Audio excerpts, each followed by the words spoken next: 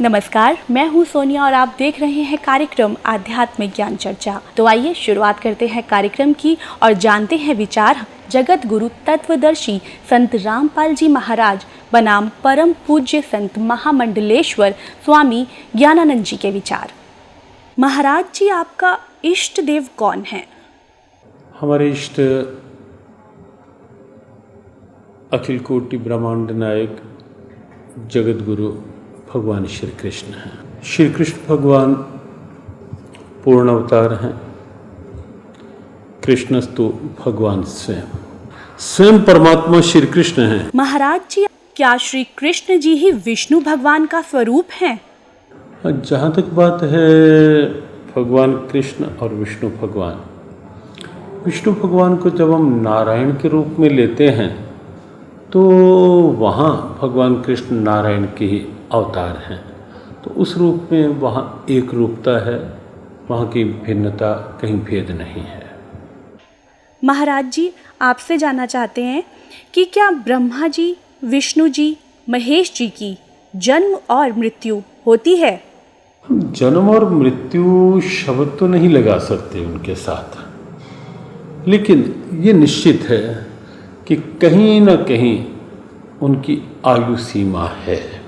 जब हम त्रिदेव के रूप में उन्हें लेते हैं तो कहीं न कहीं एक आयु सीमा साथ साथ रहती है। ब्रह्मा जी भी हर सर्ग में, सृष्टि के हर उत्पत्ति में ब्रह्मा जी आते हैं, उत्पत्ति करते हैं, और हर प्रलय में फिर ये देव जो है ये इस विराट परमात्मा में लीन हो जाते हैं। तो इसलिए जन्म और मृत्यु शब्द नहीं, सर्ग और उसके पश्चात उस विराट परमात्मा में एक रूपता, लय होने की स्थिति वो साथ साथ है। महाराज जी, हमने सुना है कि ब्रह्मा, विष्णु और महेश भी किसी और की साधना करते हैं।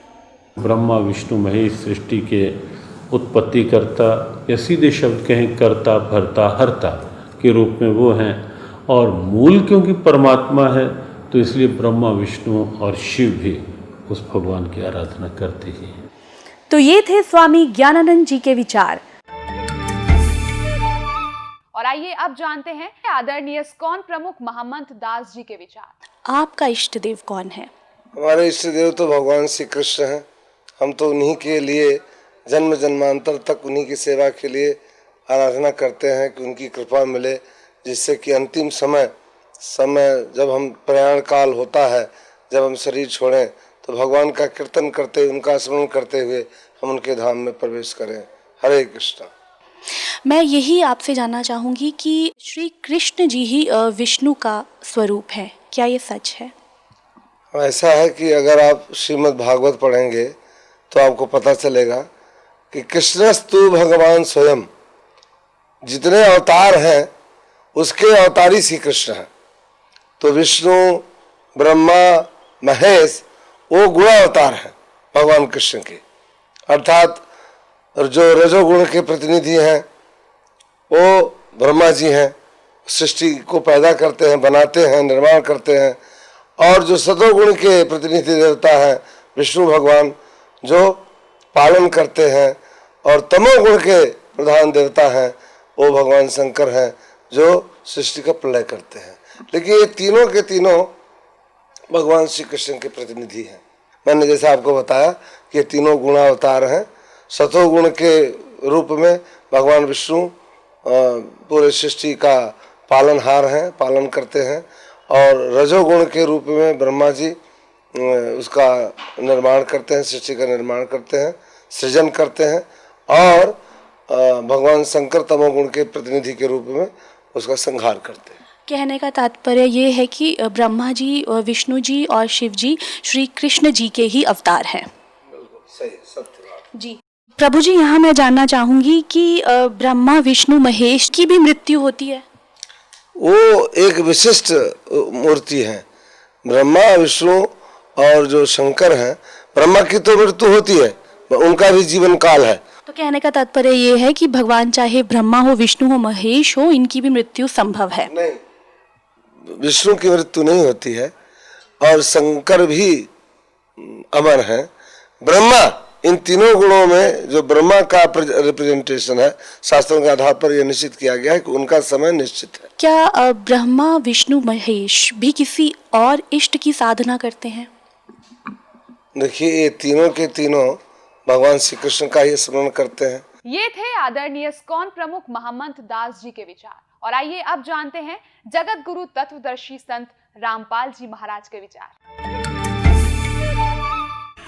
दंडवतम गोविंद गुरु बंधु अविजन सोए, पहले भये प्रणाम तिन नमो जो आगे होए। ये कृष्ण भगत, ये गुरु नकली कृष्ण जी के उपासक भ्रमित कर रहे हैं समाज को। कहते हैं कृष्ण ही तत्व है, श्री कृष्ण ही सब कुछ है, ये परम तत्व है, अविनाशी तत्व है। और फिर उसे प्रश्न किया, क्या ब्रह्मा विष्णु महेश नासवान है? कहाँ, ब्रह्मा विष्णु महेश का जन्म मृत्यु तो नहीं कह सकते। स्वर्ग के बाद फिर उनका पूर्ण परमात्मा में विलीन हो जाते हैं और फिर स्वर्ग के बाद वापस आ जाते हैं। फिर प्रश्न किया कि ब्रह्मा विष्णु महेश किसकी साधना करते हैं? कहते उस पूर्ण परमात्मा की साधना करते हैं। अरे विष्णु जो पूर्ण परमात्मा की साधना करते हैं तो फिर अखिल ब्रह्मांड का नायक हो गया यूँ। और यहाँ चौथे अध्याय के 34वें श्लोक में जो एंड वेंड कर रहे हैं, बुआ बाई बक रहे हैं कि कृष्ण ही तत्व है, तत्व ही परमात्मा है, कृष्ण ही अविनाशी है, तत्व ही अविनाशी है। परमात्मा कहते हैं सटदल उआ बाई बकदा, ये उआ बाई बकते, इनको कोई ज्ञान नहीं है, भ्रमित करें, पूरे मानव समाज को बर्बाद करें। परम पिता परमात्मा पूर्ण ब्रह्म, परम अक्षर ब्रह्म, सारी सृष्टि के रचनहार, कुल के मालिक कबीर साहेब कबीर परमेश्वर जी की असीम कृपा से हम प्राणियों को ये तत्व ज्ञान सुनने का सुअवसर प्राप्त हुआ। पुण्यात्माओं, हम एक भयंकर रोग से ग्रस्त हैं। वो रोग है जन्म और मृत्यु का।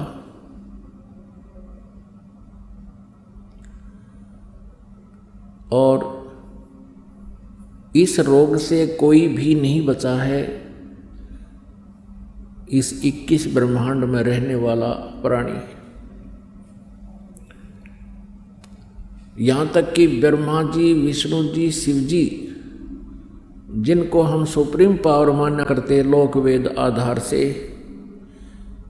ये भी इस जन्म और मृत्यु के रोग से ग्रस्त हैं। इनको भी ये दीर्घ रोग यथावत है। पुण्यात्माओं, विशेषकर पवित्र हिंदू धर्म के जो श्रद्धालु हैं, वो श्री ब्रह्मा जी, श्री विष्णु जी, श्री शिव जी के ऊपर इतने आरूढ़ हो चुके हैं। इन अज्ञानी संतों के द्वारा लोक वेद सुनाए जाने के कारण कि ब्रह्मा जी, विष्णु जी, शिव जी ये अजरो अमर हैं, इनकी जन्म मृत्यु नहीं होती, ये सर्वेश्वर हैं, महेश्वर हैं। ये बिल्कुल गलत है। इनकी जन्म मृत्यु होती है, ये भी इस दीर्घ रोग से ग्रस्त हैं। आपको प्रमाण देते हैं। पुण्यात्माओं, एक ऐसा ये कुनीन टाइप ज्ञान है, ये तत्व ज्ञान, और इसको बच्चे जो होते हैं जीभ पर रखते ही थूक देते हैं। तो उसके लिए क्या करते थे, थोड़ी सी बूरा मिला करके बच्चे को वो कुनीन का चूर्ण बना करके तो वो गटका दिया करते हैं। फिर वो कुनीन अंदर जाने के बाद अपना पूरा काम करेगी। तो अब थोड़ी सी बूरा खिलाते हैं, क्योंकि ये जो दास ने कहा कि ब्रह्मा जी, विष्णु जी, शिव जी ये नासवान हैं, इनकी जन्म मृत्यु होती है, ये भी इस जन्म मृत्यु के दीर्घ रोग से ग्रस्त है। तो ये तक कुनीन है। अब थोड़ी सी बूरा खिलाते हैं। अब थोड़ा सा शुगर खिलाते हैं आपको, और शुगर के साथ ये कुनीन आसानी से गले उतर जाएगी। जिन सदग्रंथों को पवित्र हिंदू धर्म शिरोधार्य मानता है, उन्हीं सदग्रंथों में यानी इन भगवानों की जीवनी में ये विद्यमान है। अब देखिएगा श्रीमद् देवी भागवत, सचित्र मोटा टाइप, केवल हिंदी, गीता प्रेस गोरखपुर से प्रकाशित है। ये इसके संपादक कौन हैं? हनुमान प्रसाद पोदार, चिमनलाल गोस्वामी। प्रकाशक व मुद्रक हैं गीता प्रेस गोरखपुर, गोविंद भवन कार्यालय, कोलकाता का संस्थान। इसके 123 पृष्ठ पर देखिएगा। इस पवित्र सदग्रंथ के इस उल्लेख से कितना स्पष्ट होगा। तीसरा स्कंध श्री देवी भागवत।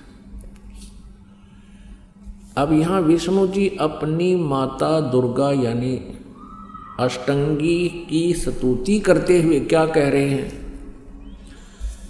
तुम शुद्ध स्वरूपा हो, ये सारा संसार तुम ही से उद्भासित हो रहा है। मैं ब्रह्मा और शंकर हम सभी तुम्हारी कृपा से विद्यमान हैं। हमारा आविर्भाव और तिरोभाव हुआ करता है।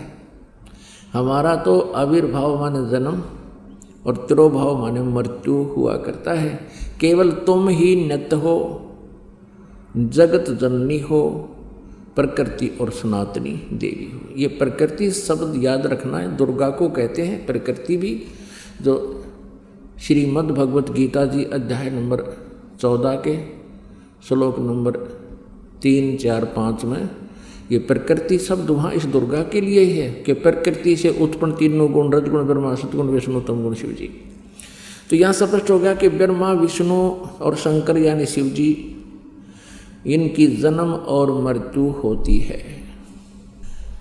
भगवान शंकर बोले, देवी यदि महाभाग विष्णु तुम ही से प्रकट हुए हैं तो उनके बाद उत्पन्न होने वाले ब्रह्मा भी तुम्हारे ही बालक हुए, यानी से सिद्ध है दुर्गा से इनका जन्म हुआ है। फिर मैं तमोगुणी लीला करने वाला शंकर क्या तुम्हारी संतान नहीं हुआ? अर्थात मुझे भी उत्पन्न करने वाली तुम ही हो शिवे। संपूर्ण संसार की सृष्टि करने में तुम बड़ी चतुर हो। इस संसार की सृष्टि, स्थिति और संहार में तुम्हारे गुण सदा समर्थ हैं। उन्हीं तीनों गुणों से उत्पन्न हम यानी ब्रह्मा, विष्णु एवं शंकर नियमानुसार कार्य में तत्पर रहते हैं। तीनों गुणों रजगुण, सतगुण, तमगुण। रजगुण ब्रह्मा जी, सतगुण विष्णु जी, तमगुण शंकर जी, ये भी सिद्ध हो गया। हमारे पवित्र सदग्रंथ जो इनकी जीवनी है भगवानों की, उस जीवनी में स्पष्ट है कि ये नाशवान है, ये स्वयं स्वीकार करते हैं हमारा जन्म मृत्यु होता है, हम अविनाशी नहीं हैं। अब इनका पिता कौन है? क्योंकि माता वाला कंसेप्ट तो क्लियर हो गया। अब इनका पिता कौन है? ब्रह्मा, विष्णु और शिव का। ये काल रूपी ब्रह्म है। इसके लिए भी आपको थोड़ा सा कंसेप्ट क्लियर करते हैं। अब देखिएगा श्री शिव पुराण, गीता प्रेस गोरखपुर से प्रकाशित है। श्री संक्षिप्त श्री शिव पुराण, सचित्र मोटा टाइप, केवल हिंदी। संपादक हनुमान प्रसाद पोदार और प्रकाशक में मुद्रक हैं गीता प्रेस गोरखपुर, गोविंद भवन कार्यालय, कोलकाता का संस्थान। इसके 98वें पृष्ठ से हम पढ़ेंगे। ये रुद्र संहिता संक्षिप्त शिवपुराण 98 पृष्ठ, 98वें पृष्ठ पे, यहाँ देखिएगा नीचे। अपने पुत्र नारद की यह बात सुनकर लोक पितामह ब्रह्मा वहाँ इस प्रकार बोले। ये अध्याय 5 समाप्त हुआ रुद्र संहिता का। 6ठे अध्याय में ब्रह्मा जी ने कहा, ब्रह्मन देव शिरोमणे, तुम सदा समस्त जगत के उपकार में ही लगे रहते हो। तुमने लोगों के हित की कामना से बहुत उत्तम बात पूछी है। जिस समय समस्त चराचर जगत नष्ट हो गया था, सर्वत्र केवल अंधकार ही अंधकार था। बस उस समय तत्सद ब्रह्म, उस समय तत्सद ब्रह्म, इस श्रुति में जो सत सुना जाता है एकमात्र वही शेष था। ये आपने 99 पृष्ठ पर पढ़ा। अब 100 पृष्ठ पर देखते हैं। ये 100 पृष्ठ पे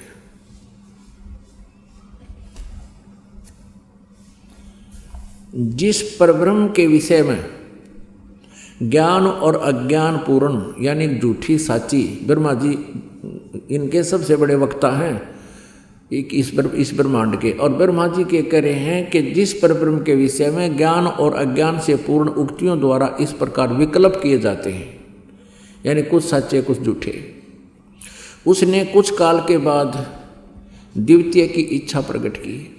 उसके भीतर एक से अनेक होने का संकल्प उदित हुआ। तब उस निराकार परमात्मा ने अपनी लीला शक्ति से अपने लिए मूर्ति की कल्पना की। अब ये काल कहता है मैं अपने वास्तविक रूप में किसी के सामने नहीं आता, अपनी योग माया से छुपा रहता हूँ, ये मेरा अटल घटिया नियम है।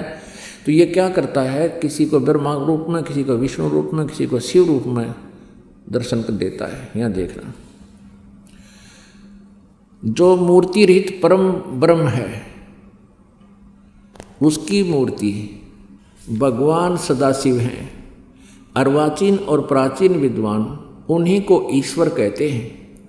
उस समय एकाकी रहकर स्वेच्छानुसार विहार करने वाले उन सदाशिव ने अपने विग्रह से स्वयं ही एक स्वरूप भूता शक्ति की सृष्टि की, जो उनके अपने श्री अंग से कभी अलग होने वाली नहीं थी। उस पराशक्ति को प्रधान प्रकृति गुणवती माया बुद्धि तत्व की जननी तथा विकार रहित बताया है। अब ये काल के शरीर से निकली थी दुर्गा, उसकी महिमा ये कबीर परमेश्वर से सुनी हुई ब्रह्मा जी बोल रहे हैं, कुछ सच्ची कुछ झूठी, कुछ आप मिलावट करके। फिर भी यथार्थ ज्ञान से हम इसको शुद्ध कर लेंगे कबीर परमेश्वर की वाणी से। वह शक्ति अंबिका कही गई है, उसी को प्रकृति, दुर्गा को प्रकृति भी कहते हैं, ये याद रखना। सर्वेश्वरी त्रिदेव जननी, तीनों देवता ब्रह्मा जी, विष्णु जी, शिव जी की माता, उत्पन्न करने वाली जननी, नेता और मूल कारण भी कहते हैं। सदाशिव द्वारा प्रकट की गई उस शक्ति के 8 भुजाएं, ये क्लियर होगा। ये अष्टंगी, ये दुर्गा है, और ब्रह्मा विष्णु महेश तीनों देवताओं की जननी है। आगे देखो, नाना प्रकार के आभूषण उसके श्री अंग की शोभा बढ़ाते हैं। वह देवी नाना प्रकार की गतियों से संपन्न है और अनेक प्रकार के अस्त्र शस्त्र धारण करती है। इति सिद्धम के काल के शरीर से ये दुर्गा निकली। अच्छा, एकाएकनी होकर भी वह माया संयोग वसात अनेक हो जाती है। और वे जो सदाशिव हैं, ये काल रूपी ब्रह्म सदाशिव ब्रह्मा विष्णु महेश से जो अलग है, उन्हें परम पुरुष ईश्वर शिव शंभु और महेश्वर कहते हैं। ये ब्रह्मा जी की सोच है, ब्रह्मा जी का ज्ञान है, ये ध्यान रखना। अब 101 पृष्ठ पे यह देखना। अब ये प्रकरण चल रहा है इस काल रूपी ब्रह्म का। वे जो सदाशिव हैं उन्हें परम पुरुष ईश्वर शिव शंभु और महेश्वर कहते हैं। वे 101 पृष्ठ पर आ गया। वे अपने सारे अंगों में भस्म रमाए रहते हैं। उन काल रूपी ब्रह्म ने, काल रूपी ब्रह्म कहो, शरपुरुष कहो, इसको ब्रह्म कहो, ये सदा शिव यानी शिव रूप में प्रकट होकर के ब्रह्मा विष्णु महेश की ये उत्पत्ति की जानकारी यहाँ पर हो रही है। उन काल रूपी ब्रह्म ने, यानी इस जो गीता ज्ञान देता है, ये काल रूपी ब्रह्म ही है। श्री कृष्ण जी में प्रवेश करके बोल रहा है। उन काल रूपी ब्रह्म ने एक ही समय शक्ति के साथ, नाथ नहीं है, शक्ति के साथ शिवलोक नामक अक्षेत्र का निर्माण किया था। उस उत्तम अक्षेत्र को काशी कहते हैं। वे प्रियतम रूप शक्ति और शिव, प्रियतम पति पत्नी रूप में शिव शक्ति और शिव दुर्गा और ये काल रूपी ब्रह्म जो परमानंद स्वरूप है उस मनोरम क्षेत्र में नित्य निवास करते हैं। आगे देखो, देव से एक समय उस आनंद वन में रमण करते हुए शिवा और शिव के मन में, दुर्गा और काल के मन में, इस काल रूपी ब्रह्म के मन में यह इच्छा प्रगट हुई। यहाँ शिवा इसलिए करेंगे ये पार्वती रूप बना कर रखता अपनी पत्नी को, जब ये स्वयं शिव रूप में होता है। शिवा और शिव के मन में यह इच्छा हुई कि किसी दूसरे पुरुष की सृष्टि करनी चाहिए, यानी कोई बच्चा उत्पन्न करना चाहिए जिस पर यह सृष्टि संचालन का महान भार रखकर हम दोनों केवल काशी में रहकर स्वेच्छा अनुसार विचरें और निर्वाण धारण करें। ऐसा विचार निश्चय करके शक्ति सहित सर्वव्यापी परमेश्वर शिव ने अपने वाम भाग के 10वें अंग पर अमृत मल दिया। फिर तो वहाँ से एक पुरुष प्रकट हुआ। पुण्यात्माओं, अब यहाँ ये स्पष्ट कर दिया है कि उन्होंने पति पत्नी व्यवहार किया, वहाँ से एक पुरुष यानी एक पुत्र उत्पन्न हुआ। यहाँ देखना, ये 102 पृष्ठ पर हम पढ़ेंगे।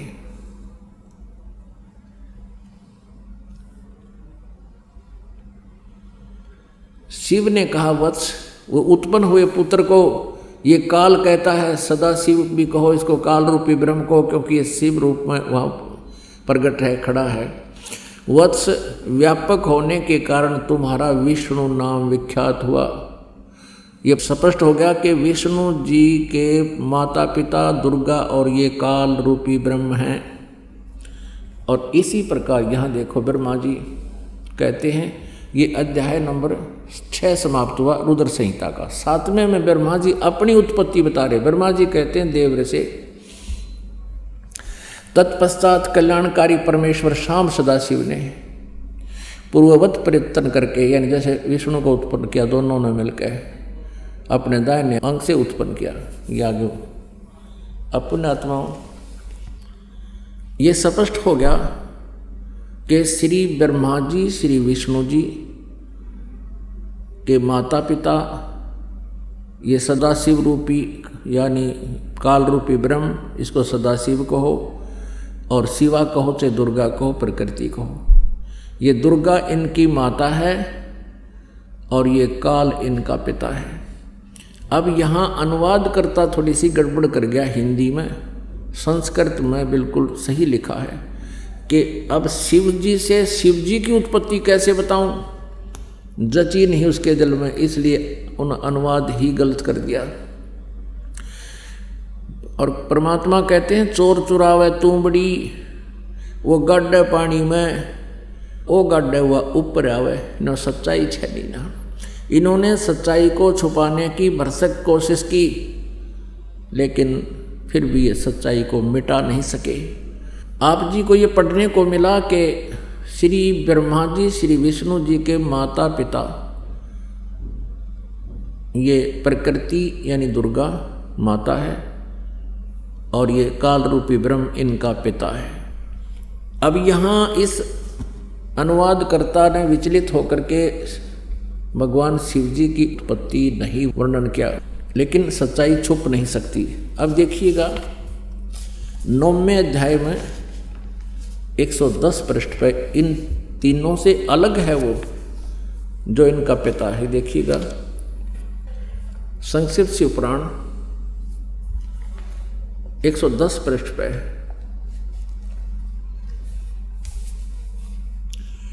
ये 9वां अध्याय है रुद्र संहिता का। ये रुद्र संहिता ही चल रही है, ये 9वां अध्याय है।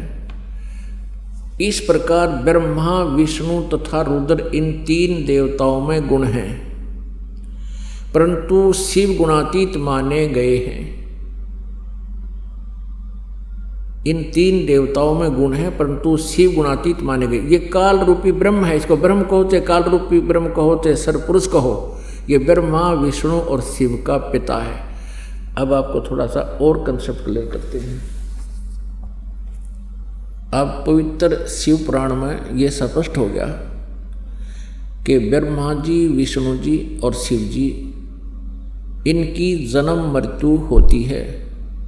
और यही प्रमाण दिया है श्री मद देवी भागवत यानी शक्ति पुराण ने कि ब्रह्मा विष्णु महेश नासवान हैं, दुर्गा इनकी माता है। अब ये कंसेप्ट के यहाँ ब्रह्मा विष्णु महेश से अलग है एक ब्रह्म जो इनका पिता है, वो देखना विष्णु पुराण भी इसका समर्थन करेगी। अब ये देखिएगा श्री विष्णु पुराण जो इसी तथ्य का समर्थन कर रही है, गीता प्रेस गोरखपुर से प्रकाशित है। इसके अनुवादक हैं श्री मुनीलाल गुप्त। इसमें एक और विशेषता है, ये प्रकाशित है गीता प्रेस गोरखपुर से। 102 पृष्ठ पर आपको दिखाते हैं। प्रथम अंश अध्याय नंबर 22 और इसके 102 पृष्ठ पे ये देखिएगा। और 58 नंबर श्लोक में ये संस्कृत भी इसमें साथ है। ब्रह्मा विष्णु शिव ब्रह्म प्रधाना ब्रह्म सत्य है। उससे नीचे देवता, उससे नीचे दक्ष। ये यहाँ देखना, इसकी हिंदी यहाँ पर है। हे ब्रह्मन, ब्रह्मा विष्णु और शिव ब्रह्म की प्रधान शक्तियां हैं। स्पष्ट हो गया, ये ब्रह्मा विष्णु और शिव से अलग है, ये ब्रह्म काल रूपी ब्रह्म। अब इतना ही कंसेप्ट हमने यहाँ क्लियर करना था। अपनात्मा एक शब्द, एक सेंटेंस, एक वाक्य दास ने कहा था कि श्री ब्रह्मा जी, श्री विष्णु जी, श्री शिव जी, इनकी भी जन्म मृत्यु होती है, इनको भी ये दीर्घ रोग लगा हुआ है। तो ये तो थी कुनीन। अब इतनी सी कुनीन को गले उतारने के लिए ये ढेर सारी शुगर खुआनी पड़ी, क्योंकि शुगर तो आप खा ही रहे हो, इन सदग्रंथों को तो आप पढ़ ही रहे थे और इनको मान भी रहे हो, ये अच्छी हैं, सत्य हैं। तो इस प्रकार ये कुनीन अंदर जाके आपके इस अज्ञान का भी नाश करेगी। यानी ये तत्व ज्ञान है जो श्री मद् भगवत गीता जी अध्याय नंबर 4 के श्लोक नंबर 34 में कहा कि उस तत्व ज्ञान को, कौन से तत्व ज्ञान को, जो गीता जी अध्याय नंबर 4 के श्लोक नंबर 32 में कहा कि जो सच्चिदानंद घन ब्रह्म की वाणी में, ब्रह्मणे मुखे संस्कृत में लिखा है कि वो ब्रह्मणे मुखे, ब्रह्मणे माने सच्चिदानंद घन ब्रह्म यानी परम अक्षर ब्रह्म पूर्ण परमात्मा ने अपने मुखारविंद से, अपनी मुख से उच्चारित वाणी में, उस सच्चिदानंद घन ब्रह्म की वाणी में विशेष विस्तार से कहे हैं आध्यात्मिक ज्ञान, आध्यात्मिक यज्ञ की जानकारी दी है। तो चौथे अध्याय के 34वें श्लोक में कहा कि उस तत्व ज्ञान को तू तत्वदर्शी संतों के पास जाकर समझ। उनको दंडवत प्रणाम करने से, विनम्र भाव होकर करके उनसे प्रसन्न करने से वो तत्वदर्शी संत तुझे उस परमात्म तत्व का ज्ञान देंगे जो गीता ज्ञानदाता से अलग कोई परमात्म तत्व है, जिसके विषय में गीता जी अध्याय नंबर 18 के श्लोक नंबर 62 में कहा कि अर्जुन तू सर्वभाव से उस परमेश्वर की शरण में जा, उसकी कृपा से ही तो परम शांति और सनातन परम धाम को प्राप्त होगा, यानी सतलोक चला जाएगा। सतलोक माने सनातन स्थान, सनातन परम धाम जो सदा रहने वाला, कभी नाश में ना आवे, वो सतलोक, हम उसे सतलोक कहते हैं संत लैंग्वेज में। जो अविनाशी स्थान है, सनातन परम धाम कहो, शाश्वतम स्थानम कहो, तो वहाँ चला जाता है। तो ये वो तत्व ज्ञान है जो हमारे अंदर जाकर के अज्ञान का नाश करेगा। फिर अज्ञान नाश होने से हम तत्व ज्ञान ग्रहण करेंगे और तत्व ज्ञान से फिर हमारा यो जन्म और मृत्यु का दीर्घ रोग समाप्त हो जाएगा। श्रीमद् भगवत गीता जी अध्याय नंबर 15 के श्लोक नंबर 1 से लेकर 4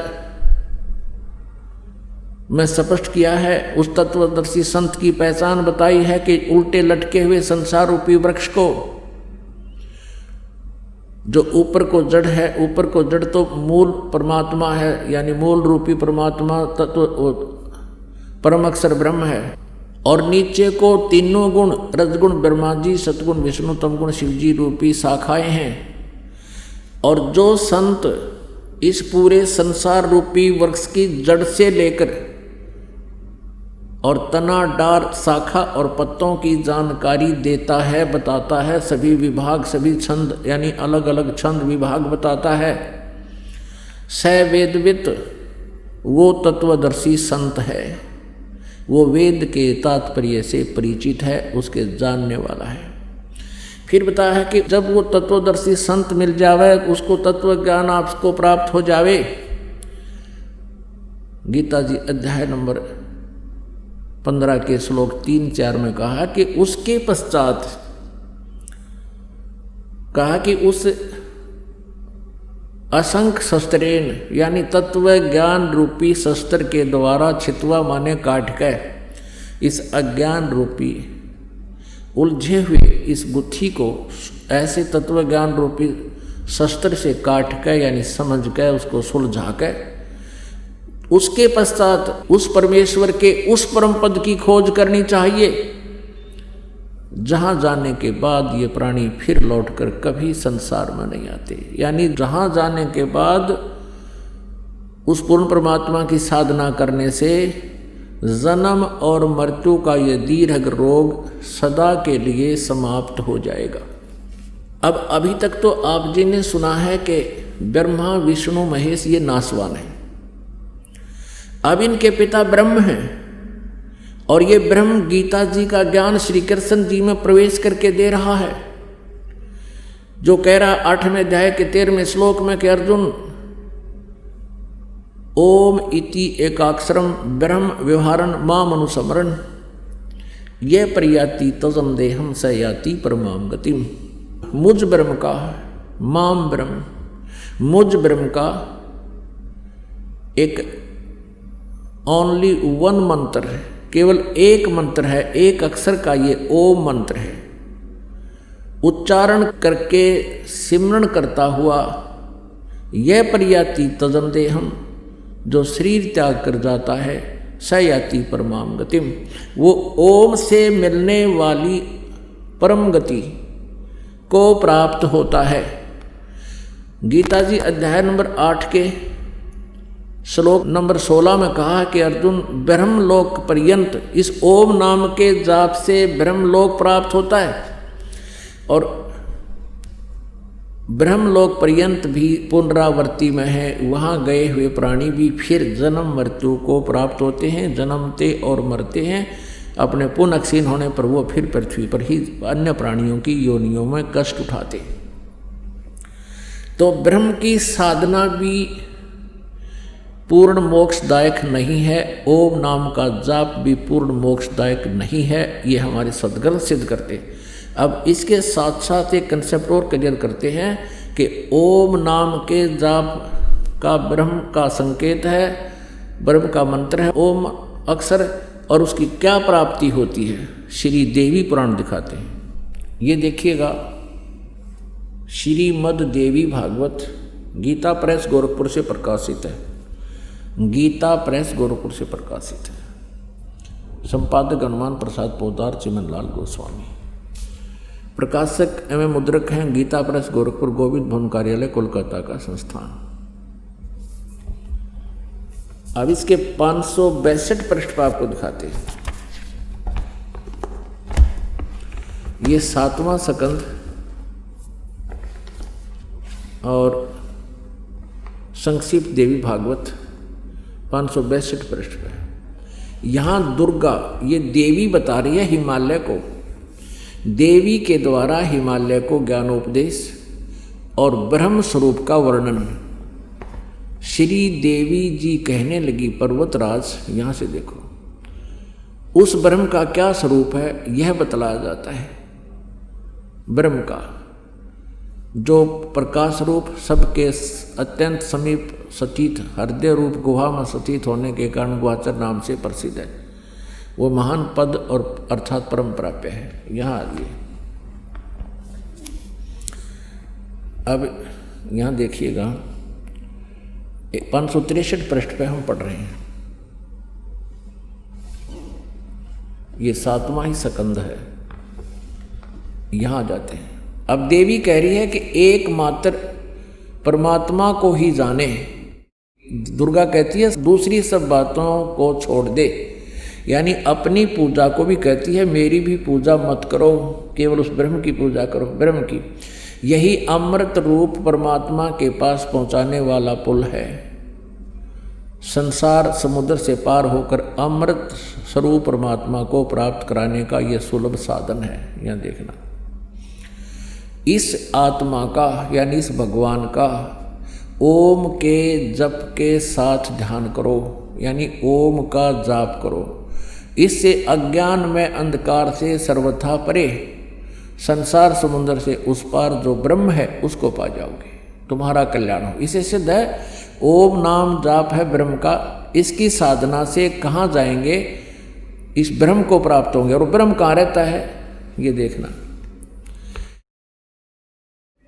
यह सबका आत्मा ब्रह्मलोक रूप दिव्य आकाश में रहता है, सतीत है, वो ब्रह्मलोक में है। तो ओम के जाप से ब्रह्मलोक प्राप्ति होगी, ये ब्रह्म का मंत्र है। और यही श्रीमद् भगवत गीता का ज्ञान, यही ब्रह्म श्री कृष्ण जी में प्रवेश करके प्रेतवत बोल रहा है।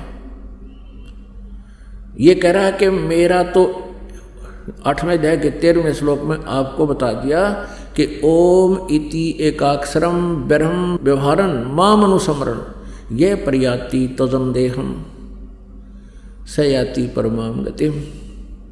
माम ब्रह्म, मुझ ब्रह्म का ये केवल एक अक्षर ओम है, उच्चारण करके सिमरण करता हुआ यह प्रयाति तजम देहम, जो शरीर छोड़कर जाता है, सयाति परमाम गतिम।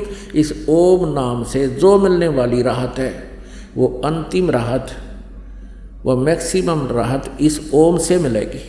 परम गति इसको कहते हैं ब्रह्म सतर की। और वो कहाँ जाता है, ब्रह्मलोक में पहुँच जाता है जहाँ ये काल रहता है, ब्रह्म रहता है। और गीता जी अध्याय नंबर 8 के श्लोक नंबर 16 में स्पष्ट किया है कि ब्रह्मलोक पर्यंत भी ये सभी पुनरावृत्ति में है, वहाँ गए हुए भी वापस जन्म मृत्यु में आते हैं। ये दीर्घ रोग नहीं कटा ब्रह्म और ओम नाम के जाप साधना और ध्यान से। पुण्यात्माओं, ये तत्व ज्ञान है, कबीर परमेश्वर की वो अमृत वाणी है। गीता जी अध्याय नंबर 4 के श्लोक नंबर 32 में जिसके ब्रह्मण मुखे यानी सच्चिदानंद घन ब्रह्म की अमृत वाणी, उनके मुखारविंद से उच्चरित वाणी में जो ज्ञान है उसके विषय में परमेश्वर ने स्वयं कहा है, और ज्ञान सब ज्ञानड़ी कबीर ज्ञान सो ज्ञान, जैसे गोला तोब का अब करता चलो मैदान। अब परमेश्वर कबीर जी की वाणी ये तत्व ज्ञान एक तोब का गोला है।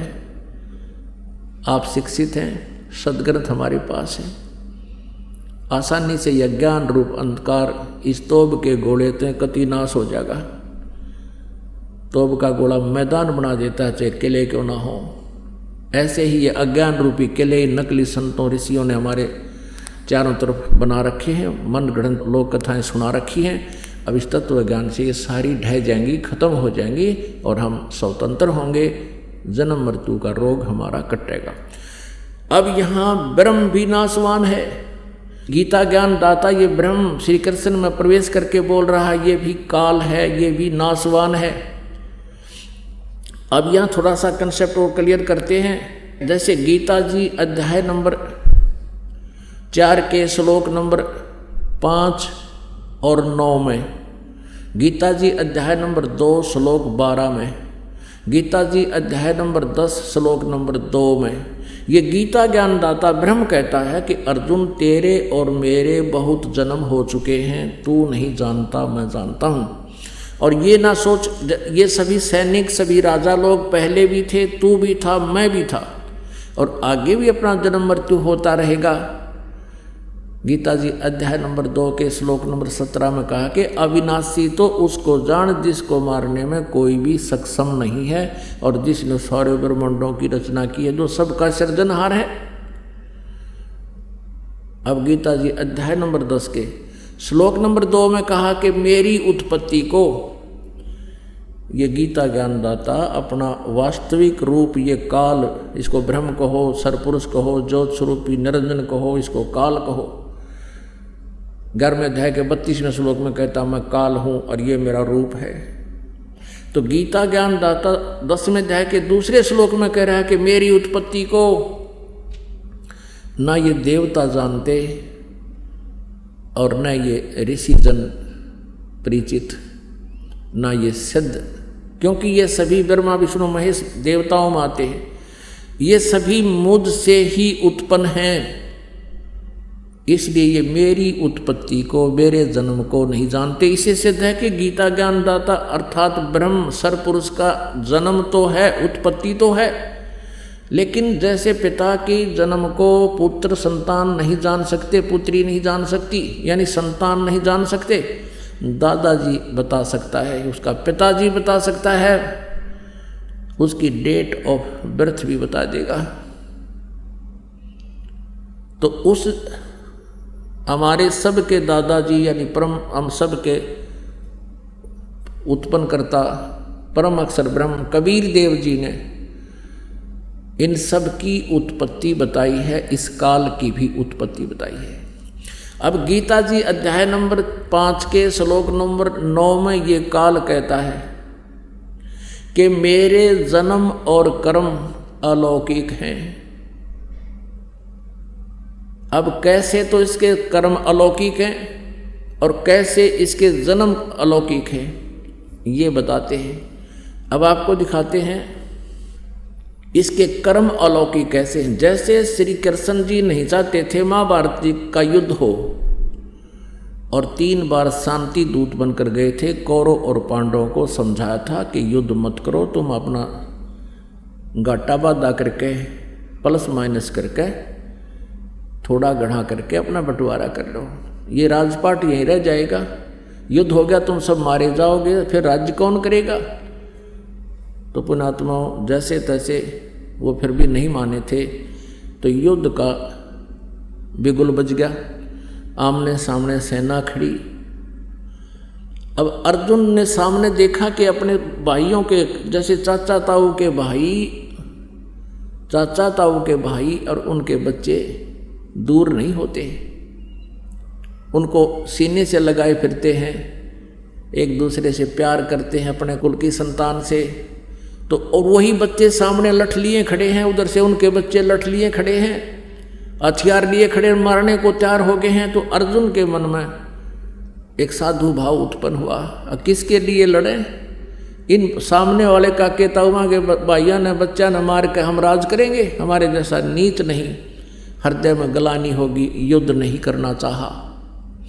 अब वहाँ काल ने देखा कि कृष्ण जी भी कह देगा कि चल अर्जुन बहुत अच्छा हो गया, जब भी सद्बुद्धि आ जाए उसी समय बहुत अच्छा होता है। लेकिन उसी समय ये काल प्रवेश कर गया श्री कृष्ण जी के शरीर में, और श्री कृष्ण जी की आत्मा को इसने दबा लिया। जैसे यहाँ देखते हो प्रेत आकर के पता नहीं क्या क्या बकवाद करता है और उस आत्मा को दबा देता है आकर के। वो उसके निकलने के बाद यहाँ आप रोज देखते हो, यहाँ अपने ऑटोमेटिकली परमात्मा ये सुख दे रहा है। उस प्रेत आत्मा जो बोलकर निकल जाता है, उसके बाद उस आत्मा को कुछ पता नहीं होता। जब ओरिजिनल आत्मा अपने होश में आती है, उसको और ही बताते हैं, तू ऐसे बोला था, तूने ऐसे ऐसे कहा। तो ऐसे ये काल श्री कृष्ण जी में प्रवेश कर गया, और उसने वो गीता का ज्ञान तो दिया वेदों वाला, लेकिन युद्ध कराने के लिए जो अटकल भयंकर रूप दिखाना, अर्जुन जैसे योद्धा भी कांपन लगे उसके रूप न देख कर, तो भयभीत होकर श्री अर्जुन ने स्वीकार कर लिया युद्ध करना कि यदि मैं युद्ध नहीं करूँगा और ये करवाना चाह रहा है और इसने एक बार फिर वो अपना भयंकर रूप दिखा दिया, मेरा हार्ट अटैक हो जाएगा। इसलिए उस प्रभु की इच्छा मानकर उसने युद्ध करना स्वीकार किया। तो यहाँ ये कंसेप्ट क्लियर करते हैं ये कैसे प्रवेश करता है, कैसे इसके कर्म अलौकिक हैं। देखिएगा श्री विष्णु पुराण गीता प्रेस गोरखपुर से प्रकाशित, अनुवादक हैं मुनीलाल गुप्त।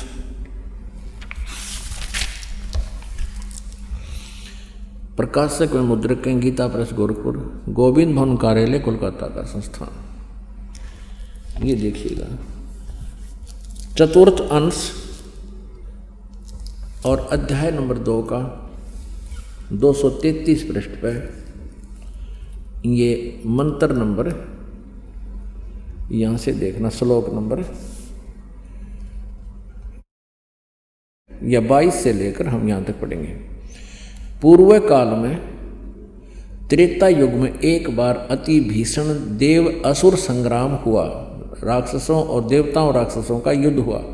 उसमें महाबलवान दैत्यगण से पराजित हुए देवताओं ने भगवान विष्णु की आराधना की। अब ये न्यू अपने छल करता है, ये कहता मैं सबके समक्ष अपने वास्तविक रूप में नहीं आऊँगा, छुपा रहता हूँ। ये विष्णु की साधना कर रहे थे, स्तुति कर रहे थे देवता, तो युग काल विष्णु रूप धारण करके आ गया। तब आदि अंत शून्य अशेष जगत प्रतिपालक श्री नारायण ने देवताओं से प्रसन्न होकर कहा, आप लोगों का जो कुछ अभिष्ट है वह मैंने जान लिया है। इसके विषय में यह बात सुनिए। राजऋषि ससाद का जो पुरंजय नामक पुत्र है, उस अक्षत्रिय श्रेष्ठ के शरीर में मैं अंश मात्र से यानी कुछ समय के लिए स्वयं अवतीर्ण होकर उसमें प्रवेश करके उन संपूर्ण दैत्यों का नाश करूँगा। अतः तुम लोग पुरंजय को दैत्यों के वध के लिए तैयार कर लो, उसको लड़ाई के लिए खड़ा कर लो युद्ध के मैदान में। मैं उसमें प्रवेश करके इन सभी दैत्यों को मार दूंगा। अपने आत्मा ये तत्व ज्ञान है, हमारे सदग्रंथों में विद्यमान है। और परमेश्वर कबीर जी ने जो काशी में जुलाहे की भूमिका करने आए थे और साथ में तत्वदर्शी संत की भूमिका भी करने आए थे, उन्होंने 600 वर्ष पहले यही बताया था जो आज हमारे ये पवित्र सदग्रंथ भी समर्थन दे रहे हैं परमेश्वर की उस सच्चिदानंद घन ब्रह्म वाली वाणी कबीर वाणी का। अब इसमें स्पष्ट है कि वो काल कह रहा है कि मैं इस ससाद के पुत्र पुरंजय में भूत की तरह प्रवेश कर जाऊंगा, तुम इसने युद्ध के लिए तैयार करके वहाँ खड़ा कर लो और तुम भी वहीं खड़े हो जाओ। देवताओं और असुर आमने सामने खड़े हो एक बार, और फिर मैं उसके शरीर में प्रवेश करूंगा पुरंजय के में और राक्षसान मार दूंगा। ऐसा ही किया। निरंजन धन तेरा दरबार, निरंजन धन तेरा दरबार, जहाँ पर तनिक ना न्याय विचार। पाखंडी की पूजा जग में संत को कहें लबाड़। पाखंडी की पूजा जग में संत को कहें लबाड़। अज्ञानी को परम विवेकी, ज्ञानी को मूढ़ गंवार। निरंजन धन तेरा दरबार, निरंजन धन तेरा दरबार, जहाँ पर तनिक न न्याय विचार। कहें कबीर सुनो भाई साधो, यहाँ सब उल्टा व्यवहार। सच्चों को तो ये झूठा बतावें, इन झूठों का एतबार। निरंजन धन तेरा दरबार, निरंजन धन तेरा दरबार, जहाँ पर तनिक ना न्याय विचार।